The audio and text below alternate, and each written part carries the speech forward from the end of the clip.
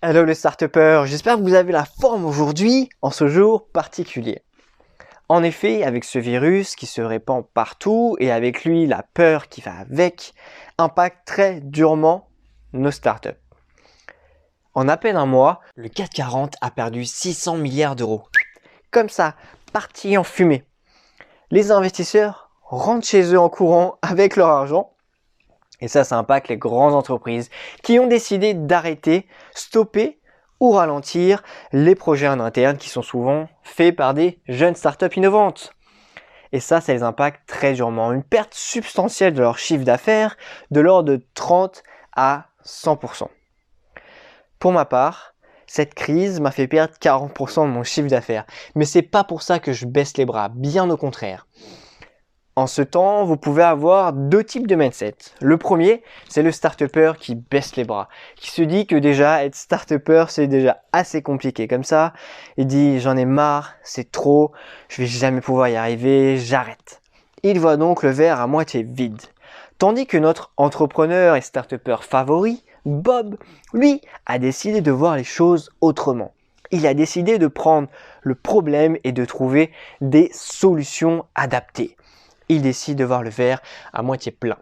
Je vous laisse écouter Rocky Balboa qui illustre très bien ce mindset. Toi, moi, n'importe qui. Personne ne frappe aussi fort que la vie. C'est pas d'être un bon cogneur qui compte. L'important, c'est de se faire cogner et d'aller quand même de l'avant. C'est de pouvoir encaisser sans jamais flancher. C'est comme ça qu'on gagne. Bob a décidé d'avoir un mindset de type opportuniste. Il a décidé de muscler son jeu de start-upper qui va lui permettre de continuer à avancer chaque jour malgré les difficultés. Il veut continuer de gravir les montagnes qui vont se présenter devant lui. Tel est son rôle de start-upper. À la fin de cette vidéo, vous aurez en main les deux types d'opportunités que vous pouvez mettre en place dès aujourd'hui au sein de votre startup. Cela vous permettra d'éviter de subir le confinement, mais de l'utiliser de manière opportuniste.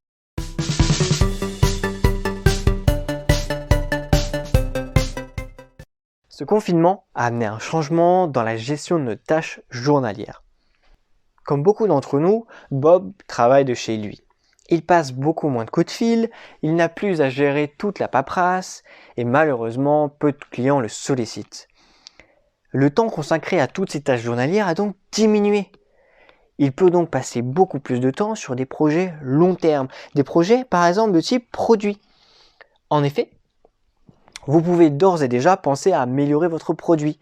Vous avez du temps pour penser à toutes ces petites améliorations que vos clients vous ont remontées et que vous deviez faire depuis plusieurs semaines, voire plusieurs mois. Le deuxième type d'amélioration que vous pouvez faire, c'est la création de nouveaux produits. En effet, vous avez un produit qui marche, vous pouvez choisir de le dupliquer et de le vendre à un autre secteur d'entreprise, un autre type d'entreprise, ou bien, pour ce même type de client, vous pouvez décider de créer de nouveaux produits, de produits différents. Libre à vous de laisser place à votre créativité. Aujourd'hui, vous pouvez travailler sur un nouveau type de projet, c'est l'amélioration de vos process. En effet, lorsque l'on crée une nouvelle tâche, on pense souvent au résultat, mais peu à la manière dont on va réaliser cette tâche. Et si cette tâche est répétitive et qu'on n'a pas trouvé le process optimal, eh bien on peut perdre énormément de temps et ça peut être frustrant à la longue. Ça c'est normal, c'est comme ça que tous les entrepreneurs et start-upers fonctionnent. Mais aujourd'hui, vous avez l'opportunité de repenser votre process, repenser l'interconnexion de vos outils, peut-être utiliser de nouveaux outils ou de nouvelles manières de faire. En tout cas, le fait d'améliorer vos process, cela vous permettra de gagner énormément de temps. Vous venez de perdre 30 à 100% de votre chiffre d'affaires. Aïe, ça fait mal. Vous pouvez décider de réagir de manière plus virulente en ayant une stratégie offensive, une stratégie commerciale. Soit à court terme ou bien à long terme.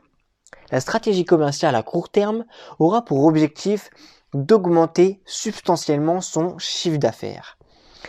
Ça, vous pouvez le faire parce qu'aujourd'hui, vous savez que les problématiques de vos clients ont changé. Ils travaillent de chez eux, derrière leur PC, derrière leur téléphone, et vous avez un nouveau moyen plus efficace d'attirer leur attention. Ils ont plus de temps disponible pour vous répondre, que cela soit par email, par téléphone, ou bien de les targeter sur les réseaux sociaux.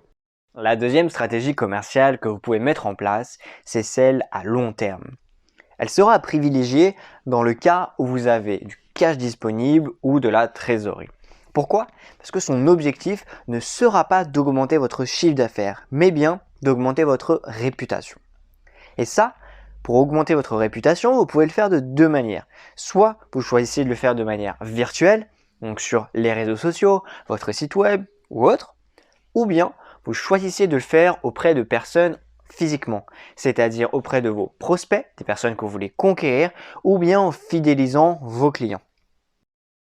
Pour résumer, prenez le confinement comme étant une opportunité de travailler, soit sur vos projets, soit sur votre partie commerciale. Maintenant, c'est à vous de jouer.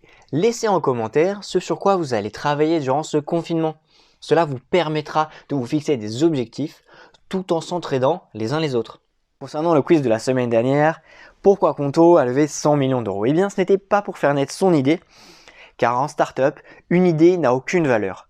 L'objectif, c'est de démontrer que cette idée peut amener du chiffre d'affaires, peut amener des clients. Et ça, Conto a déjà bien réussi à le faire et elle souhaite doubler son nombre de clients.